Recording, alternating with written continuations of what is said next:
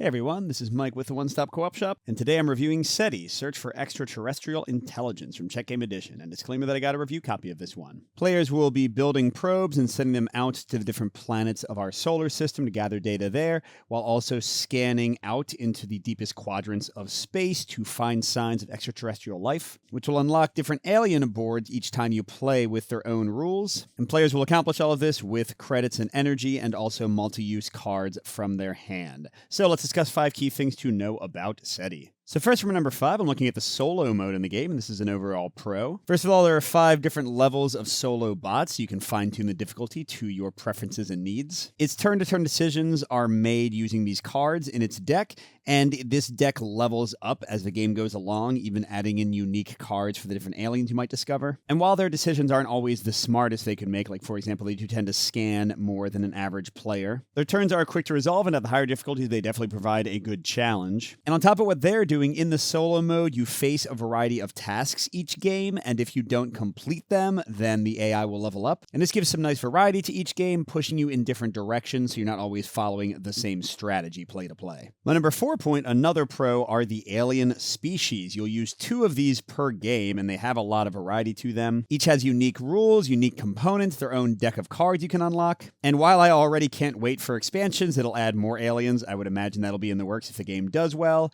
the 5 ones you get in the base game do give you different things to focus on each game, like movement or scanning might be more valuable. And with those cards I mentioned, the solo bot interacts with these different aliens in a clean system, so yeah, great overall. My number 3 point for SETI, which is an overall mix, is the engine building and how you gain technologies and income. So some actions in the game will let you tuck cards from your hand underneath this little income card here and give you more income, more resources every round. And then additionally, as the game goes on, you can research 3 different types of technologies, which will boost your basic actions. But even in my most successful games, I've never managed to tuck more than maybe 4 or 5 cards. And while the technologies can push you down some paths, often in most games I find myself getting a bit of a mix of all of them. So if you're looking for a Euro where in the first round you're doing almost nothing and in the final round you're doing a billion actions, I don't think this one has as much of a ramp up, although it is still fun to level up and get stronger as you go. For my number 2 point, I'm looking at the multi-use cards in the game. This is overall a pro for me. So usually you get a fairly small number of cards, maybe 3 or 4 around. But they can be used in a lot of ways. First of all, you can discard them for an immediate bonus, although then you're not getting the full utility out of them that you could. As I mentioned, some actions will let you slot them in to get more resources, but of course then the card is gone from your hand. But then you can also play them for their power, and there's huge variety in these, and I love how it changes up your tactical play game to game. Some of them give better or cheaper versions of core actions, but many others give you little tasks or objectives to complete for bonuses, and even endgame scoring bonuses. And like I said, once you throw in the aliens with their cards, stuff gets even crazier. So there's tons of tough choices in how you use these cards, and also lots of variety in how they come out and what they can do for you game to game. Just a great aspect of SETI overall.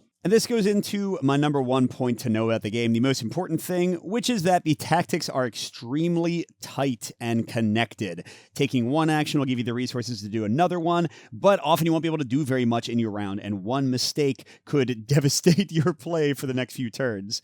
Because especially in the early rounds, everything just feels so expensive. Launching a probe, getting it to a planet, landing on that planet, that might be all you can pay for an entire turn unless you trash a bunch of your precious cards to get more resources. And this does, at least in my plays, give the feeling that the game is more tactical in nature. You're just trying to eke out the best thing you can each round and find the kind of perfect combination of actions you can take. It might feel a little bit too tight and punishing for some players, but especially for me with the solo mode having so much variety in difficulty level, I really like it. So overall, you might want to check out SETI if you like Euros that are very tactical in nature, that are super tight with your resources and making every action count each round. And also, if you're going to play it for solo, I definitely recommend it. I think the solo mode is great. But on the other hand, if you're looking for a game that really gives you huge strategic differences play to play, this one's more focused on the tactical, or that gives you tons of growth and engine building from beginning to end, I don't think this game does that particularly well. But if you want to see the game in action and decide for yourself, I have a partial playthrough on the channel from a week or 2 ago.